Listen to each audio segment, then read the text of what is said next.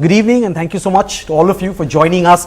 Shreyasi, I'll begin with you first because we haven't heard you in this entire saga yet. First up, were you surprised that something like this happened when the news of him failing the dope test first came out, and are you surprised now that he's been given a clean chit? No, so naturally I was surprised that somebody who's preparing at that stature to, represent the country at the Rio Olympics could possibly do something like this. But then yet again, we all had our faith. We are all athletes. We all back each other up. And I was always positive that he's going to come out clean this way or the other. And it's good that the decision has been made today, and we all support him, and we hope that the IOC does not have a problem with it, and he can go ahead and continue and perform on the 19th. Now, that is very interesting what you say, that as soon as you heard that Narsingh had failed the dope test, you had absolutely no doubt in your head that he was actually innocent and that his theory of conspiracy was true. Now, is that because you are a fellow athlete yourself, or is it because this particular case is quite clear cut according to you? I think purely it's because I'm an athlete myself, and I can understand from all of our point of views that if we are going for the Rio Olympics, we want to for any Olympic Games, we want to give it our best, right? And we would not want to get into any such controversy such close to the Olympic Games. That's why. All right, Harjeet, let's bring you in. And first up, I think congratulations are in order because you were advocating Narsingh's case from the very beginning. What do you think clinched it for him? We heard from the NADA Director General and from his lawyer. According to you, what clinched it for Narsingh? See, first of all, a big breather and a big relief for the complete, I would say, the country. And from day one, I've been saying Narsingh is innocent, and hopefully, God willing, if everything is done in a fast process, he will be participating in Rio. What needs to be understood now is that NADA has given him a clean chit. There are two aspects which have to be seen now. One, how soon do they request for his entry into Rio, and how soon can that be confirmed? And number two, will there be an appeal from NADA against this case? And an important factor which also comes into the picture is, we know Narsingh failed 2 tests. He has been given a clean chit, but will there be a urine sample taken from Narsingh before he leaves for Rio? So because this is the first offense which has been counted, and I believe these 3 things should be clarified, and he should be clean to go. All right, that was actually, it's very interesting that you bring that point up because, and again, picking up from where he left off, Rasa, if I can bring you in. The first thing that came to my mind when I heard that Narsingh has been cleared to go to Rio, 2 things actually. Firstly, is it that simple? Is it that clear cut? And we heard Vidushpat Singhania, the lawyer for Narsingh himself, say that perhaps the World Anti-Doping Agency can appeal against this as well. Secondly, is there a dope test that has happened which we don't know about? Or maybe, like Harjeet says, an urine sample which will be taken now? Very clearly, he will have to go through another test. He's kind of reinstated, so he might not just him, I think the country will need to ensure that he goes clean. You don't want him with the steroid substance left inside his system and getting caught in. Because otherwise there's no guarantee that banned substance is not in his system anymore. There isn't any, so you need to get through 1 test for sure to ensure that it is washed out of his system. To me, of larger interest is the fact that on Saturday it looked like he was going to be pronounced guilty and he was going to get a 4-year ban, but on Monday there is a 180-degree turnaround. Narsingh is clean, and that he's one of the most innocent folks going around, and he is. The main issue that we were discussing, Raza, you were saying that it looks a little surprising to you that the way he's been exonerated? It does. The hurry in which and the delay. I think on Saturday they were ready to pronounce the verdict, but there was a development, and it took them until Monday evening to pronounce the verdict. A couple of things come very striking to me from whatever little we have heard about the verdict. First, the anti-doping panel says that all his tests in the past have been negative, so it is unlikely that 1 injection is going to make a big difference to him. Nowhere in the world is the history of doping or no doping taken into account, except if you have committed 1 offense already and if you're being reported for a 2nd offense. It comes as a surprise to me that the anti-doping panel should speak about how his previous tests have all been clean. It doesn't really matter because Ben Johnson said the same thing.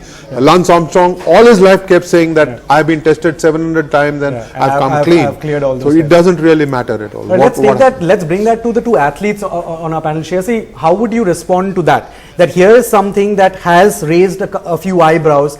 given the fact that he has been given a clean chit on the basis of perhaps not very strong evidence, but what the National Anti-Doping Agency feels, in this case, that he might just be innocent.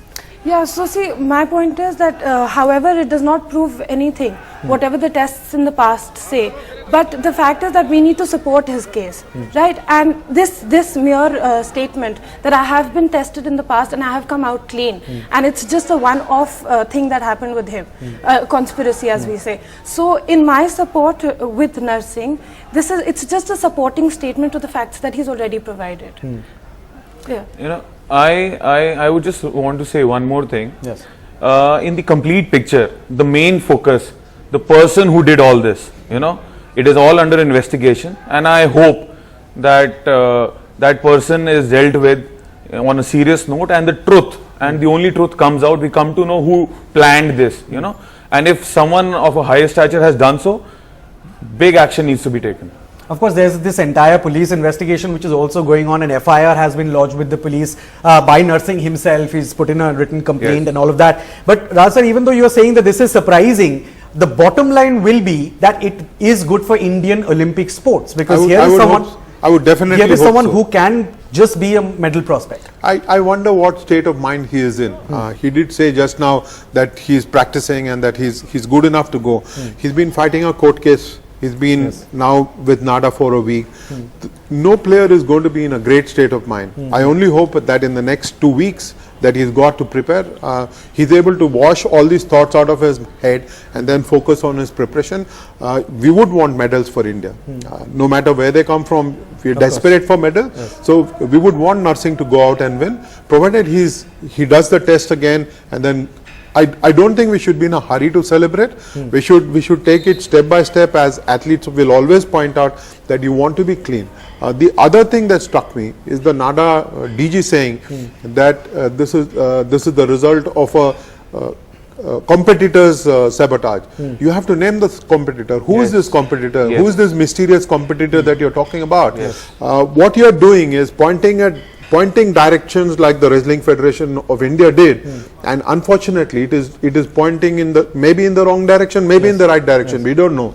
I think NADA's job is to ensure that when you make an allegation that one competitor was involved, please find out who it is. Otherwise, don't speak about it in public. Otherwise, don't name him completely. Don't even bring a competitor in until you are very sure about it. Because that is what the fans will be thinking right now. As soon as you say that a competitor was perhaps involved in this, that someone did sabotage either Narsingh's food or his dietary supplements or his water, immediately you'll start thinking, who is it? And we all know what happened just a short while back with the entire court case and everything that the Delhi High Court had to finally settle. But let's not go into that right now. Let's talk about something that Raj himself was talking about, the mental state of an athlete. Shreyasi, as a shooter, perhaps no other sport requires as much focus as perhaps shooting does. So maybe you're the best person to answer this. The headspace that Narsingh will be in right now, even though he seems to be someone who doesn't get flustered very easily, and he says that he's been practicing, but he has to be, he's gone through quite a lot to reach where he's reached today. Yeah, that's right. But what I believe is that throughout his problem with the court and everything, he's come out as a fighter, right?